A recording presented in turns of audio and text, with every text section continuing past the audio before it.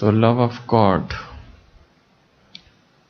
जब हम कहते हैं परमात्मा प्रेम, इसका क्या अर्थ है?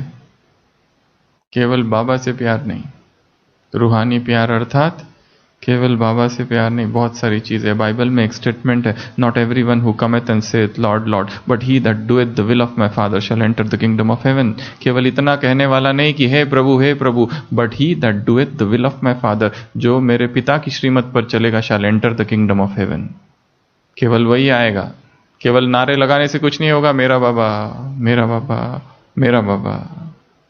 बाबा ने कहा है ये दिल का सौदा है, मुख का नहीं। ये मुख का सौदा नहीं है। तो रूहानी प्यार या परमात्मा प्यार अर्थात बाबा से प्यार अर्थात मुरली से प्यार। कोई कहता है मेरा भगवान से बहुत प्यार है, बाबा से बहुत प्यार है, जब से बाबा जीवन में आया बहुत खुश हूं। मुरली, उसके लिए टाइम नहीं है। मुरली थी यहां पर, मुरली हम घर पे ही पढ़ लेंगे, मुरली हम कार चलाते चलाते सुन लेंगे, मुरली हम मोबाइल में पढ़ लेंगे। भगवान से प्यार अर्थात सबसे पहले उसकी वाणी से प्यार, वो जो कह रहा है उसके वाक्यों से प्यार। वैसे ही नहीं होगा, हम सीना चीर के दिखा देंगे अंदर शिव बाबा है, वो है, पर मुरली का क्या? मुरली से प्यार नहीं है। और मुरली हमेशा यहां आकर ही सुननी है। सुबह भी बताया कि यहां के वायुमंडल में पावर है, शक्ति है, और भगवान ने निमित्त बनाया है इस स्थान को, इसलिए इस स्थान का बहुत अधिक महत्व है। इसको मधुबन ही समझना है, मिनी मधुबन। जगदीश भाई जी से कभी बाबा ने कहा था सेंटर के लिए, सेंटर ऐसा हो जिसकी दीवार किसी भी विकारी की दीवार से टच ना हो।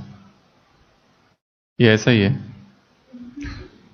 दूसरा, एक पैसा भी किसी विकारी का ना लगे। और तीसरा, वो केवल दिल्ली के लिए था, दिल्ली यूनिवर्सिटी के सामने हो।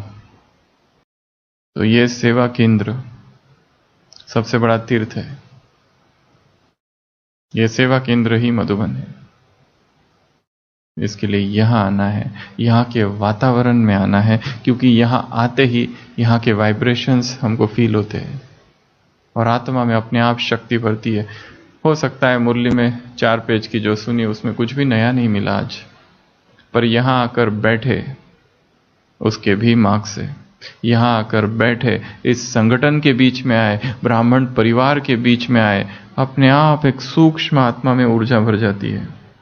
नहीं तो सारे दिन भर बाहर माया ही माया है, विकारों की वायु है, काम विकार हवाओं में है।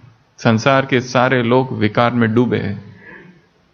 उनके लिए वही एकमात्र सुख का स्रोत है, उसके अतिरिक्त सुख है ही नहीं कुछ। उन्हें पता ही नहीं कि इस शरीर से भी ऊपर कुछ और भी है। शरीर ही सब कुछ है। शरीर की सजावट, शरीर का भोजन, शरीर का आकर्षण, शरीर की भाषा, शरीर का देश, शरीर के वस्त्र, सब सब सब शरीर के लिए है। यहां एकमात्र स्थान है जहां भगवान की वाणी सुनाई जाती है। इसलिए मुरली यहां के सुनिए। यह पहला, भगवान से प्यार अर्थात मुरली से प्यार। और मुरली से प्यार अर्थात, मुरली में 5 शब्द है, MURLI। 5 काम करने हैं मुरली से। M अर्थात मनन। मुरली का क्या करना है? वो मुरली थी ना, सुबह लेके आएंगे। मुरली अर्थात सबसे पहला काम क्या करना है मुरली से? मनन। केवल लिखना नहीं, केवल सुनना नहीं, क्या करना है उस पर? मनन करना है। कैसे मनन करेंगे? कुछ ना कुछ पॉइंट्स निकाल लो वहां से, कुछ ना कुछ टॉपिक्स निकाल लेना वहां से, कोई ना कोई एक टॉपिक निकाल के रखना और उसके ऊपर फिर सारे दिन भर चिंतन करना। इसलिए मुरली लिखना ऐसे, जिनके पास डायरिया लेनी है पीछे रखिए सबकी डायरिया, वो ले लो सब अपनी अपनी डायरी। एक मुरली दे दीजिए मुझे, कोई भी साकार मुरली होगी तो वो दे दो। तो मुरली का क्या करना है? सबसे पहला काम चिंतन करना है, मनन करना है। क्या कहा, क्यों कहा, चिंतन की विधि है why, what, when, where, how, which, इस तरह के प्रश्न पूछना अपने आप से।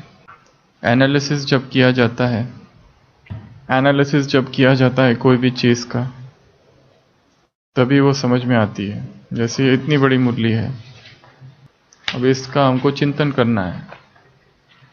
हमने चिंतन का एक बिंदु उठाया, हमारे बोल कैसे हो। मुरली में सुबह बताया, कुछ बातें लिखी है, पर अब प्रश्न यह है बोल का आधार क्या है। एक व्यक्ति है जिसको हम उससे बहुत नफरत करते हैं, और फिर वो संपर्क के बाहर हो गया, 10 साल तक उससे हमने बात नहीं की, वो कहीं विदेश चला गया या और कहीं चला गया, और तब तक हमने अपनी स्थिति बहुत अच्छी बनाई, तब तक कभी किसी को दुख नहीं दिया, बहुत पावरफुल स्टेज, योग की अवस्था, सब कुछ। और एक दिन अचानक वो सामने आ गया और हमारे मुख से उसके लिए एकदम से कटु शब्द निकल गए, और फिर हमें पश्चाताप हुआ कि ऐसे मैंने क्यों बोल दिया। तो ये क्या हो गया? बोल का आधार क्या है? संकल्प। बोल का आधार क्या है?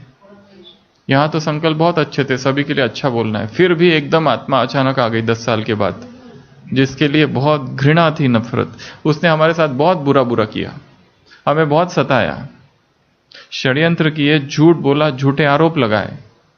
ऑफिस का कोई व्यक्ति जिसने एक्यूजिशन किया फॉल्स, और फिर वो कहीं चला गया, और अचानक 10 साल के बाद आए। उसके बीच हम ज्ञान में आ गए और डेली मुरलियां पढ़ रहे, लिख रहे हैं, समान मैं विश्व कल्याणकारी हूं। मेरे बोल मधुर है, मोतियों की वर्षा, प्रेरणादायक, रिकॉर्ड करने योग्य, विश्व में वाइब्रेशन महान। 10 दिन तक इसका अभ्यास किया और अचानक वो आ गया, पत्थरों की वर्षा। बोल का आधार क्या है? हम जो बोल रहे हैं वो कहां से निकल रहा है? थॉट्स तो ठीक है, भावनाएं। बोल का आधार क्या है? जब तक किसी के प्रति घृणा है, उसके लिए अच्छी भावना, उसके लिए अच्छे शब्द कभी नहीं निकलेंगे। एक एम्प्लॉय है, वो अपने बॉस से घृणा करता है, इसके लिए छुप छुप के उसकी ग्लानि करता है बैठ के। जब तक वो उसे माफ नहीं कर देगा, उसके बोल ठीक नहीं होंगे। हमने ऐसे कितने लोगों को अंदर बिठा के रखा है कि जिनको हमने अब तक माफ किया नहीं है, और करना भी नहीं चाहते, क्योंकि उन्होंने काम ही ऐसे किया हमारे साथ। बहुत दुख दिया है, बहुत सताया है। इसके लिए माइंड कहता है ना, सबको माफ कर देंगे, बाकी इनको नहीं करेंगे। जो घर वाले जो एकदम नजदीक है, उनको छोड़ के बाकी सबको माफ। उधर भूकंप आया, आधा घंटा योग सकाश, और जो घर में भूकंप आ रहा है उसका कोई लेना देना नहीं है। घर ही हिल रहा है, उससे कोई मतलब नहीं है। हम जाके योग करेंगे विश्व के लिए। अव्यक्त महावाक्य बाबा की एक आत्मा के लिए भी मन में अगर घृणा है तो हम संपूर्ण नहीं बन पाएंगे। सिंगल सोल जिसके लिए डिसलाइक है मन में, तो सबसे पहला है मनन। तो मुरली की हमने एक पॉइंट उठाई थी आज अभी, बोल। तो बोल का आधार है सबकॉन्शियस माइंड में जो भावनाएं हैं, संस्कार है, वो उस लेवल पे काम करना है। सारे दिन भर किससे क्या बोलना है, इस पर काम नहीं करना है। नहीं तो हम सोचते हैं आज वो मिलेगा ना, बहुत अच्छा बात करूंगा, बहुत अच्छा बात करूंगा, बहुत अच्छा बात करूंगा, और जैसे वो सामने आया गड़बड़ हो गई, और फिर पश्चाताप। सोचा था, पूरा प्लानिंग की थी ये बोलूंगा, परंतु जैसे वो आया सब चला गया। दमन ज्यादा समय चलता नहीं है, सप्रेशन, फीलिंग्स का सप्रेशन अगर करो तो ज्यादा समय नहीं चलता, बाहर आता ही है। तो जहां जहां सप्रेशन होगा फिर वहां सुनामी आएगी, चाहे वो काम विकार हो। फिर दबा के रख दिया है लस्ट को, ट्रांसफॉर्म नहीं किया है, सब्लिमेट नहीं किया है, उसको दबाया है, वो बाहर निकलेगा। क्रोध दबा के रखा है, एक दिन अपने आप निकलेगा। लोभ अपने आप, हर विकार जिसको दबाया जाएगा वो निकलेगा। सप्रेशन। तो जहां जहां सप्रेस्ड होगा वहां वहां सुनामी आएगा। माताएं, पति ने शरीर छोड़ दिया, रोती नहीं है। ब्राह्मण परिवार कहेंगे अरे तुम में मोह था, आंसू को सुखा दिए।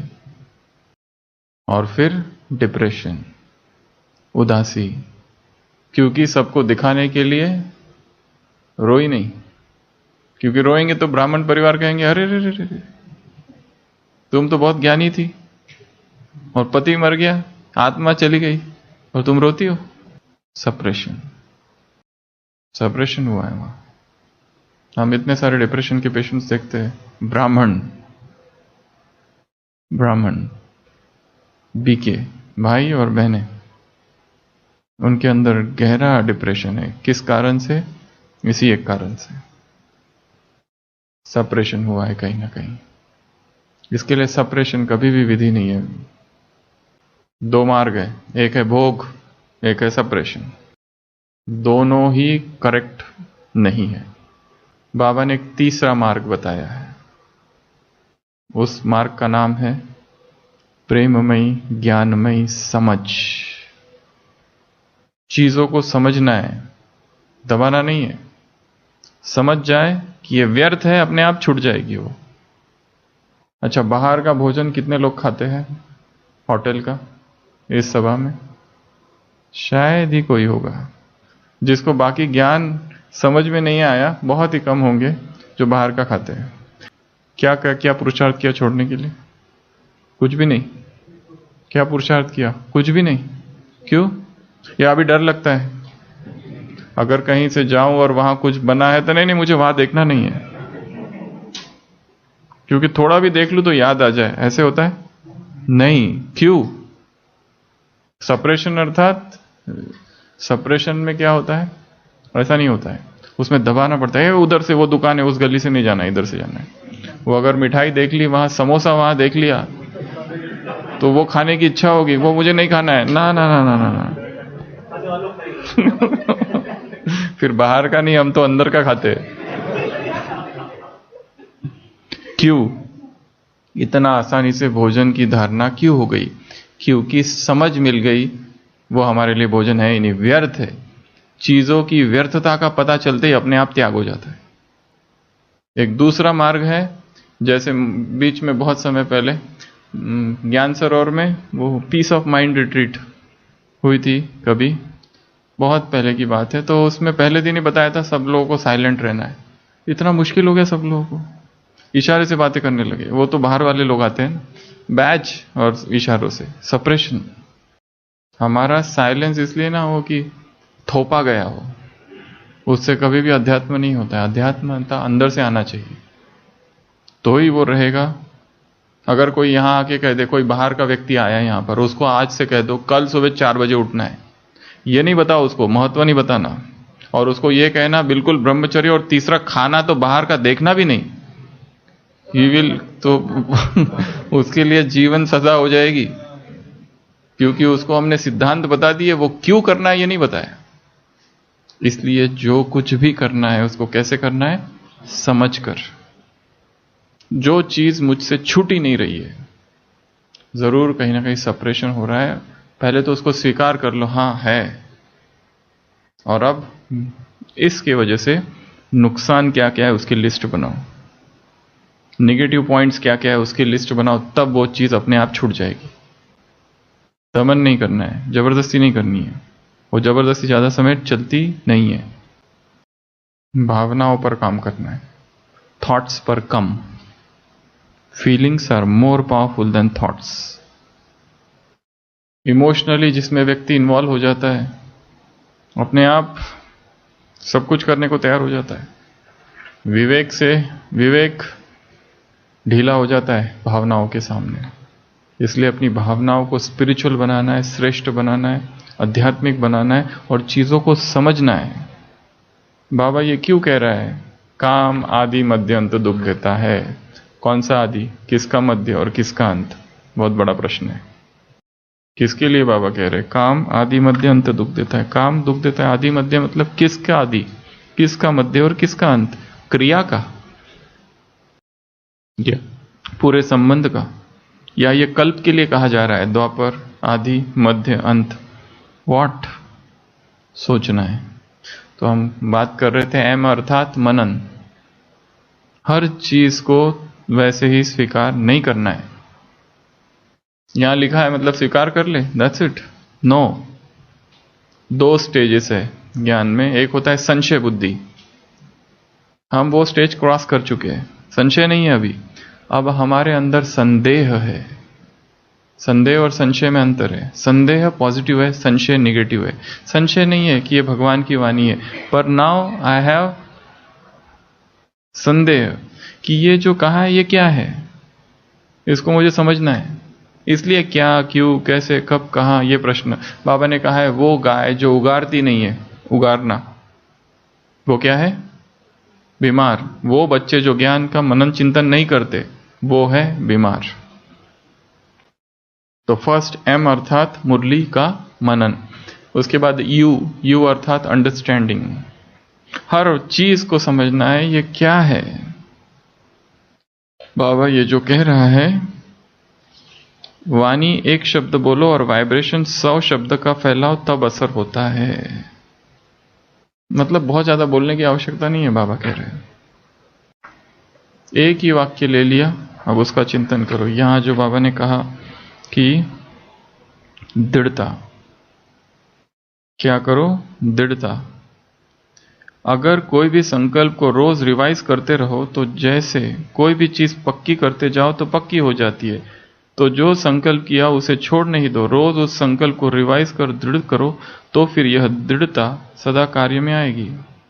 कभी कभी सोच लिया क्या संकल्प किया था, या चलते चलते संकल्प भी भूल जाए क्या किया था, तो कमजोरी आती है। रोज रिवाइज करो और रोज बाप के आगे रिपीट करो तो पक्का होता जाएगा और सफलता भी सहज मिलेगी।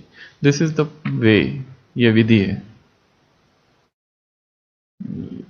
दमन नहीं करना है कोई भी चीज का। भगवान कह रहा है ये करो, रोज रिवाइज करो उसको, उस पर काम करना पड़ेगा, अपने आप फिर सहज होगा। नहीं तो एक बार संकल्प कर लिया, मधुबन में लोग आते हैं, हम देखते बहुत संकल्प करके जाते, पर जैसे बाहर जाते हैं खलास, कुछ नहीं रहता। अंडरस्टैंड, यू अर्थात अंडरस्टैंड, आर, MUR, आर अर्थात रीड एंड रिवाइज। मुरली खाली एक बार सुनने से कुछ नहीं होता है। दादी जानकी को कभी, दादी जानकी जब ज्ञान में आई तो उसको लगा कि ये सब लोग मेरे से पहले आ गए, 1.5 साल बाद मैं आई। बाबा से पूछा, बाबा मैं क्या करूं, अब मैं, ये सब मेरे से बहुत आगे चले गए। तब दादी को टेंशन हो गया कि ये लोग मेरे से पहले आ गई, मम्मा मेरे से पहले आ गई, प्रकाश मणि दादी मेरे से पहले आ गई, अब मैं क्या करूं, मैं तो पीछे रह जाऊंगी। बाबा ने कहा 6 बार मुरली पढ़ो। दादी ने कहा था अगर 12 बार पढ़ो तो। 12 बार मुरली पढ़ना बहुत बड़ा पुरुषार्थ है। 2 बार ही तो नहीं होती है पढ़ के, 2 बार क्या 1 बार भी नहीं होती है, बहुत बड़ा पुरुषार्थ है। Read and revise. मुरली को क्या करना है, listening is not enough, aural memory, visual memory चाहिए। विजुअल मेमोरी में पढ़ना, तो रोज मुरली पढ़ना है, 1 बार 2 बार, और उसमें से मुख्य मुख्य पॉइंट्स निकालना। उसके बाद में एल अर्थात लिसनिंग। लिसनिंग, सुनना। मुरली को लिसन, हियरिंग नहीं, लिसनिंग। हियर अर्थात इधर से सुना इधर से गया। लिसन, लिसन अर्थात जब वो सुन रहे उसमें पूरा इन्वॉल्व हो जाना, एकाग्र हो जाना कि ये पॉइंट वो पॉइंट, और कुछ कुछ अच्छी अच्छी बातें नोट करके रखना है। पूरा वाक्य नोट करने की आवश्यकता नहीं, मेन टॉपिक्स। जैसे इसमें से नोट करेंगे फॉर्च्यून, लिस्ट ऑफ फॉर्च्यून्स। हमारे क्या क्या फॉर्च्यून्स है, भाग्य की लिस्ट। यदि हम अपना खुद का जीवन देखें तो क्या निकलती है लिस्ट। कई बार मुरलियों ने, बाबा ने कहा है भाग्य की लिस्ट बनाओ। कौन कौन से भाग्य मिले हमको, भगवान मिला, ये सबसे बड़ा भाग्य है। अपना परिचय मिला, सबसे बड़ा भाग्य। संगम युग का परिचय मिला, मुरली मिली, ब्रह्मा भोजन मिला, मधुबन मिला, परिवार मिला, यज्ञ मिला, देवता बन रहे, फरिश्ता बन रहे, श्रीमत मिली, ज्ञान मिला, सेवाएं मिली। ये सब भाग्य की बहुत बड़ी लिस्ट है। पहले का जीवन कैसा था और अब का जीवन क्या है। पहले क्या खाते थे, अब क्या खाते हैं। पहले क्या पहनते थे, अब क्या पहनते हैं। पहले कहाँ घूमने जाते थे, अब कहाँ घूमने जाते हैं। Make a list. ये है मुरली का चिंतन। इस तरह उसको गहराई से सुनना है। और लास्ट पॉइंट आई, MURLI, आई अर्थात इम्बाइब। इम्बाइब अर्थात धारण करना। कोई नई पॉइंट मिल गई, जैसे इसमें बोल की पॉइंट मिल गई, रात को सोने से पहले चेकिंग कि सारे दिन भर बोल ठीक ठाक थे, हर्टफुल तो नहीं थे, रूड तो नहीं थे, दुखाने वाले तो नहीं थे, कमेंट्स वाले तो नहीं थे। कैसे थे, अफवाहें तो नहीं फैलाई, रूमर्स, ग्रेपवाइन, किसी की ग्लानि तो नहीं की। Deep checking is needed. बहुत गहराई से स्वयं की चेकिंग करनी है। तो बाबा से प्यार अर्थात सबसे पहली पॉइंट मुरली से प्यार।